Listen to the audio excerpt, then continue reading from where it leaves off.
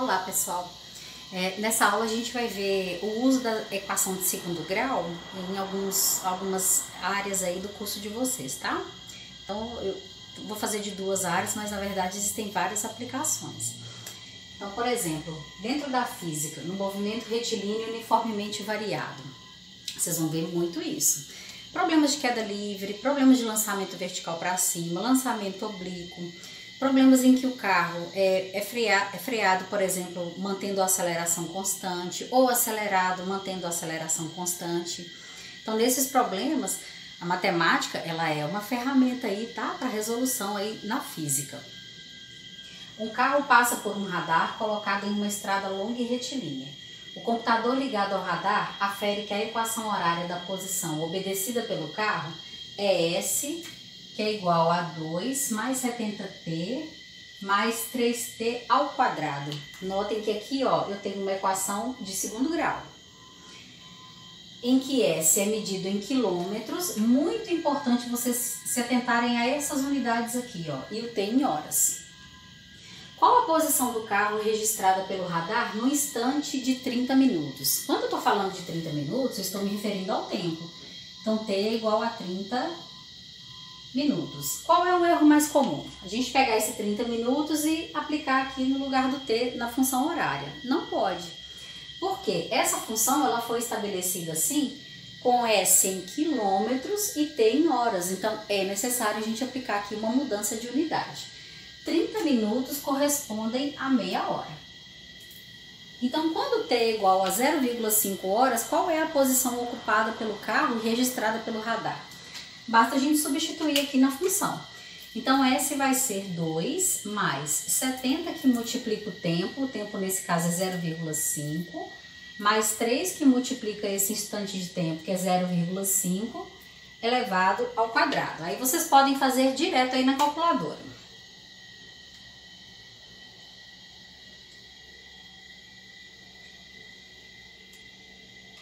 Então, a posição ocupada pelo carro nesse instante é 37,75.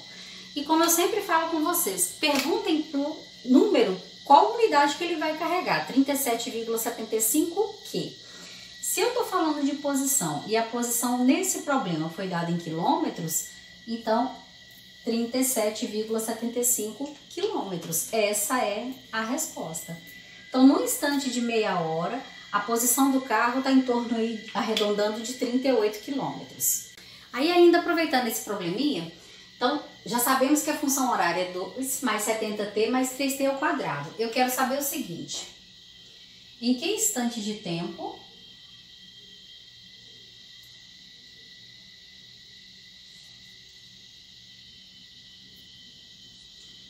a posição registrada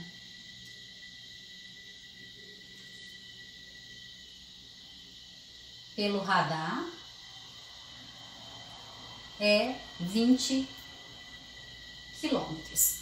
Então, pessoal, nesse caso é uma pergunta diferente da letra A, né? Quando eu falo de posição, eu estou falando do S. Então, S é igual a 20 quilômetros e eu quero saber em qual instante de tempo isso aqui aconteceu. Então, notem que eu vou aplicar esse 20 também na função horária, porém agora no lugar do S. Então, eu tenho 20, que é igual a 2, mais 70t, mais 3t ao quadrado. Observem que caímos aí numa equação de segundo grau. Então, como que a gente resolve essa equação de segundo grau? Eu posso aplicar a operação inversa e passar esse 20 para cá negativo, né? Então, por exemplo, aqui ficaria 0, é igual a 2, mais 70t, mais 3t ao quadrado, menos 20. E aí teria 0, que é igual a 2 menos 20, dá menos 18, mais 70t, mais 3t ao quadrado. Então, agora, dando uma arrumada, lembra que eu falei com vocês para deixar a equação de segundo grau sempre escrita na forma ax ao quadrado mais bx mais c igual a 0? Porque facilita na hora da gente extrair os coeficientes. Então, quem carrega a variável quadrada, eu vou escrever primeiro 3t ao quadrado mais 70t menos 18, que é igual a 0. e sempre extrair os coeficientes, como a gente fez nas outras aulas. Então, A igual a 3, B igual a 70 e C igual a menos 18. Tem várias formas de resolver, mas a mais usual é por Bhaskara, então eu vou achar o discriminante delta, que é igual a B ao quadrado menos 4 vezes A vezes C. Substituindo aqui vai ser 70 ao quadrado, menos 4 que multiplica A, que é 3, que multiplica C, que é menos 18. E aqui também vocês podem fazer direto na calculadora.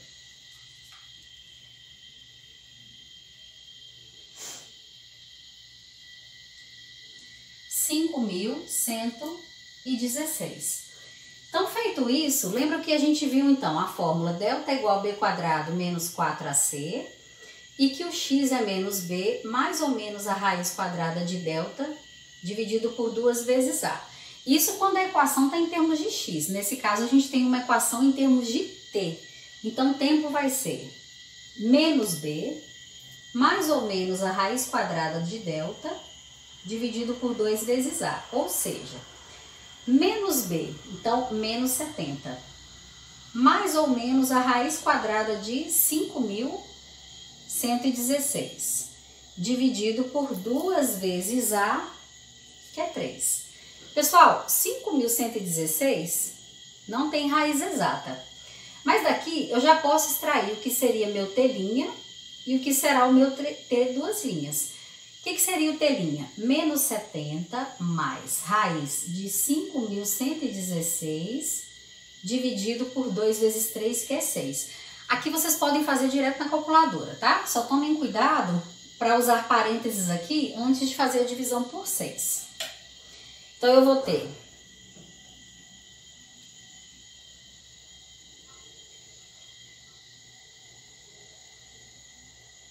esse t aqui deu 0,25. Enquanto esse daqui, aqui eu apliquei o sinal positivo, no de baixo eu vou aplicar o negativo. Então, menos 70 menos a raiz quadrada de 5.116 dividido por 2 vezes 3, que é 6.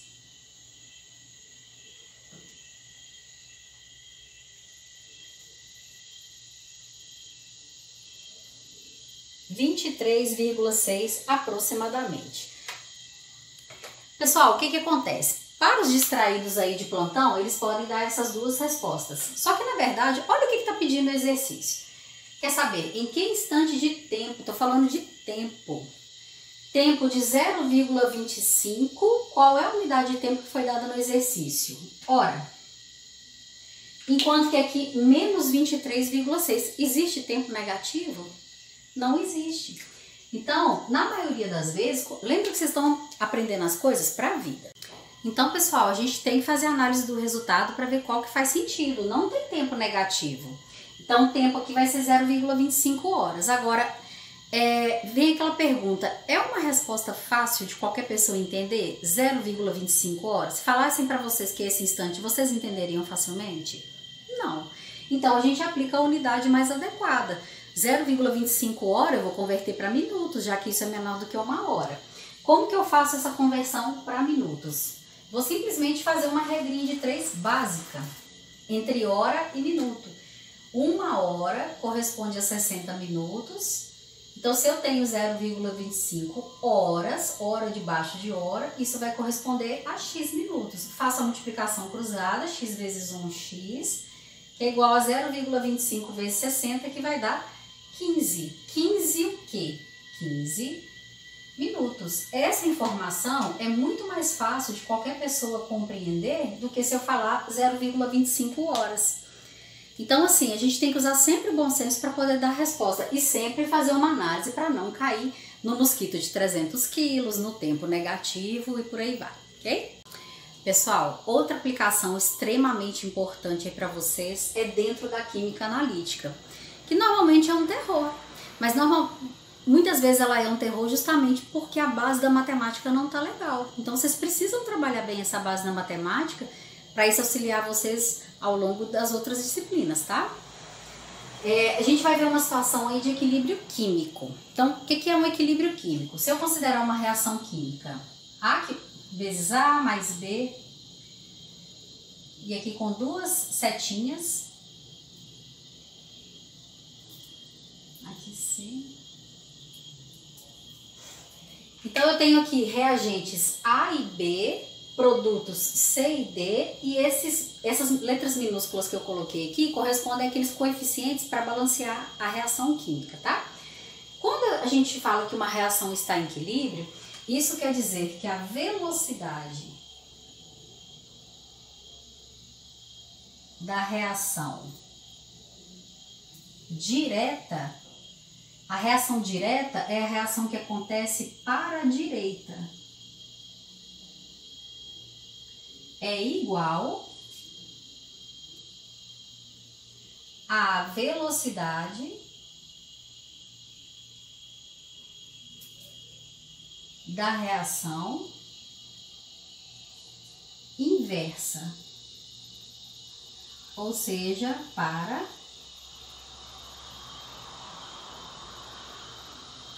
a esquerda. Aí, normalmente, o que acontece? Essa formação ela vai acontecendo ao longo do tempo. Chega um determinado momento que a velocidade de formação do produto, que é a reação direta, essa velocidade se torna igual à reação inversa. Então, nesse momento, a gente fala que houve um equilíbrio químico. E a gente pode calcular essa constante de equilíbrio de várias formas. Uma delas é através das concentrações aí, tanto dos reagentes quanto dos produtos. A gente faz o cálculo da seguinte forma.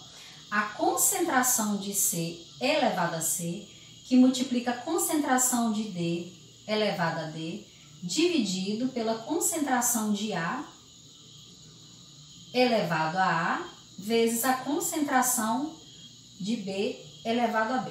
Então, vocês podem ver que é uma relação que vai produto-reagente. Tudo que está dentro do colchete significa concentração. E esses expoentes que aparecem aqui dependem dos coeficientes que fazem o balanceamento da equação ficar correto. Vamos a um problema, então, envolvendo química analítica e equilíbrio químico. Um equilíbrio envolvido na formação da chuva ácida está representado pela equação. Aqui eu tenho 2SO2, que é o dióxido de enxofre, mais o gás oxigênio, formando o trióxido de enxofre. Observe que a reação está em equilíbrio, ó, eu tenho as duas setinhas, né? Então a velocidade da reação direta é igualzinha à velocidade da reação inversa. Em um recipiente de 1 litro, foram misturados N mols de dióxido de enxofre e 5 mols de oxigênio. Depois de algum tempo, o sistema atingiu o equilíbrio e o número de mols de trióxido de enxofre medido foi 4. Então, de SO3, eu tenho 4 mols após ter atingido o equilíbrio químico. O valor da constante de equilíbrio é 1,33 mols por litro. Determine o valor de N. Então, a gente vai fazer uma análise dos componentes antes, durante e após o equilíbrio acontecer, tá? Vamos montar uma tabelinha para isso daí. Pessoal, então eu coloquei aqui uma tabela com os componentes, ó, de acordo com o que foi dado na reação química. 2 mols de SO2, 1 mol de O2 e 2 mols de SO3, certo? Aí nessa tabela a gente vai colocar sempre no início, durante a reação e até chegar ao equilíbrio químico. Muito bem. Quais são as informações que a gente tem que foram dadas no exercício? Essa que a gente vai preencher primeiro a tabela. Então, observe que eu tenho 1 litro, né, de um recipiente de 1 litro, foram misturados N mols de SO2. Então, esse N vai entrar aqui, ó, no início, N mols de SO2. E 5 mols de oxigênio. Então, eu já sei que essa quantidade aqui é 5. Uma coisa que eu já sei também é, independentemente da reação química, no início você tem reagentes, você ainda não tem produto. Então, a quantidade do produto, que é o SO3, inicialmente vai ser 0. Aí, o que acontece ao longo da reação? Os reagentes eles vão diminuindo e o produto vai aumentando. Então esse 0 ele vai aumentar para alguma coisa, esse 5 vai diminuir e esse número N também vai diminuir. Sigamos aqui no enunciado.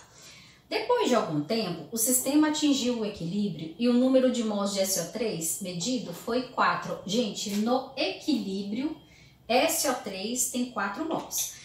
Então, no equilíbrio, essa última linha, SO3 vai ter 4 mols. Como assim, de 0 isso aqui foi para 4? Né? Durante essa reação, esse número aqui só pode ser 4. tranquilo da gente interpretar, né? E o que mais que a gente tem?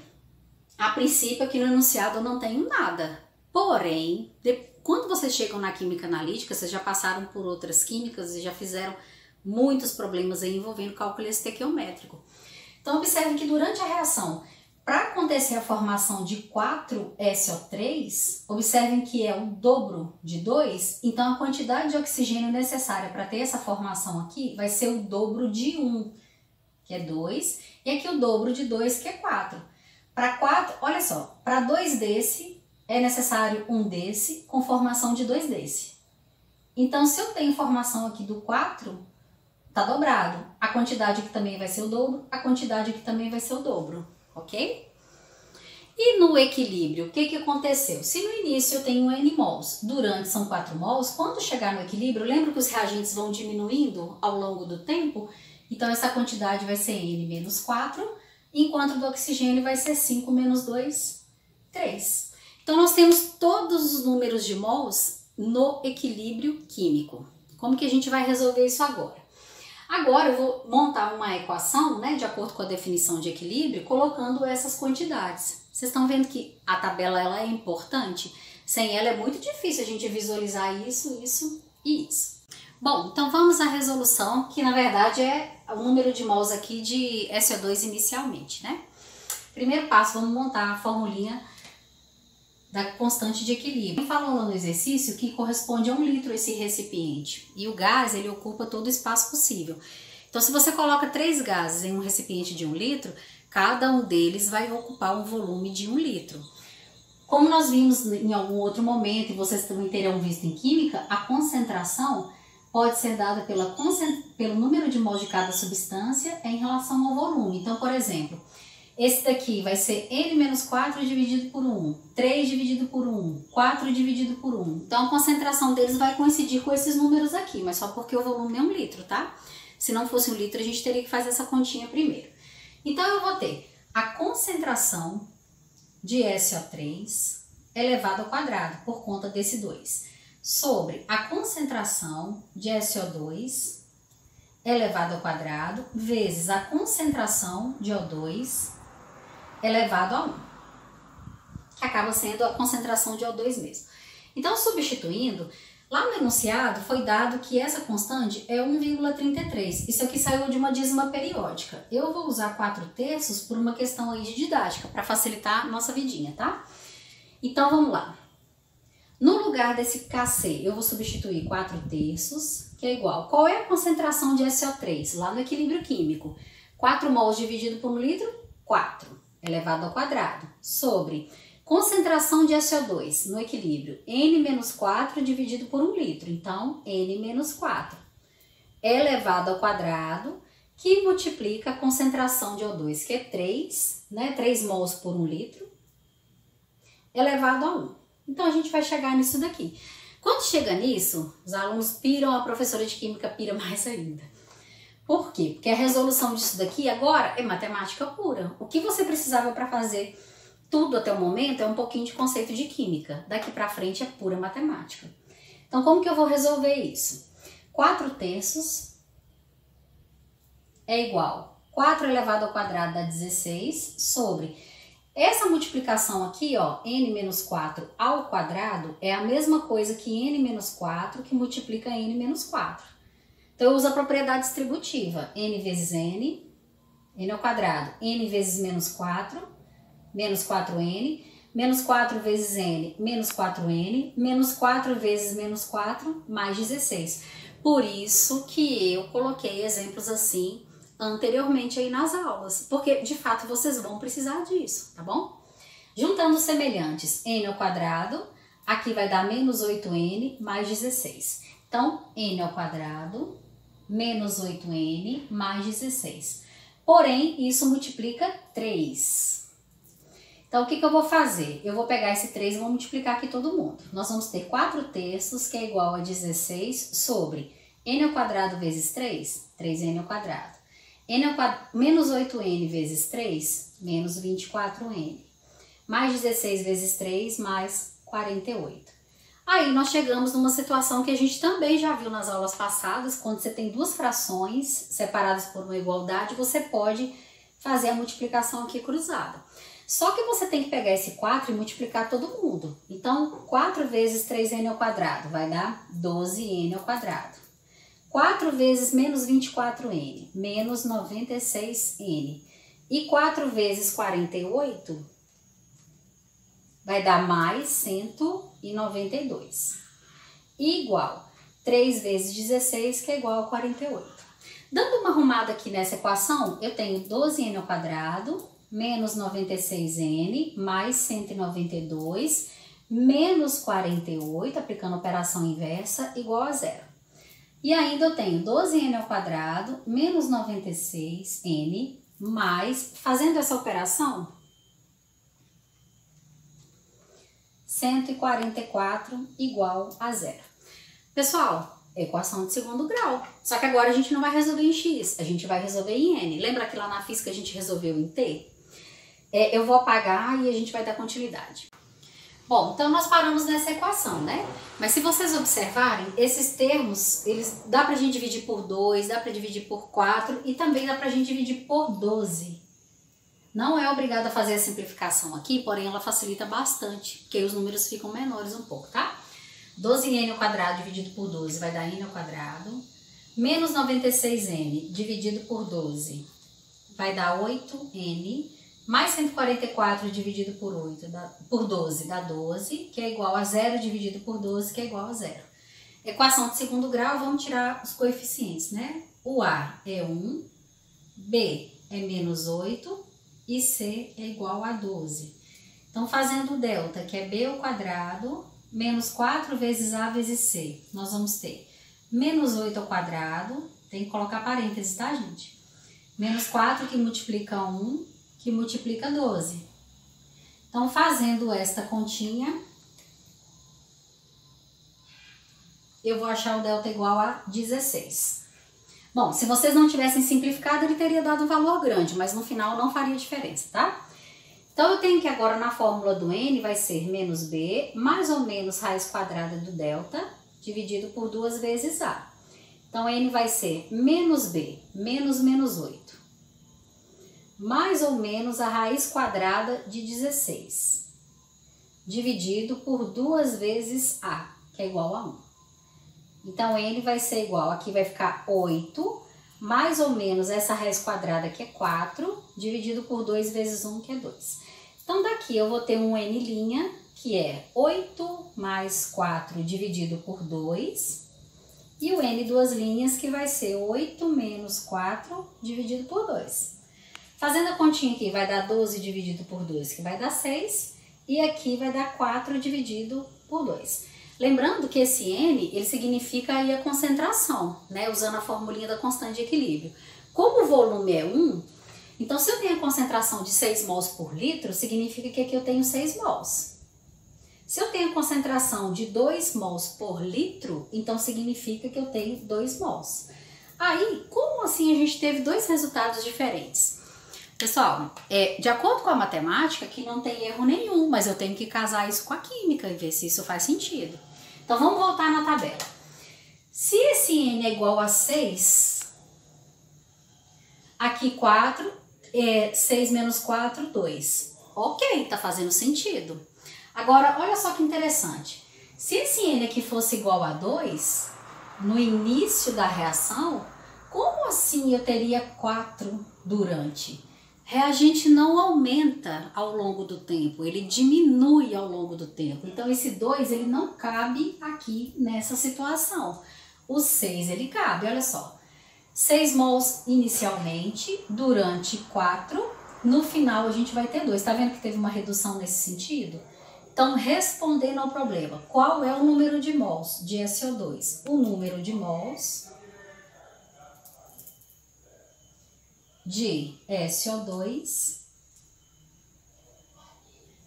é 2. Não deixem de anotar esses exemplos, que eu tenho certeza que isso vai facilitar para vocês quando vocês precisarem disso. Deixa o caderno impecável, bem organizado. Que quando chegar lá na frente na química, volta lá no caderno de matemática que isso vai ajudar, tá bom?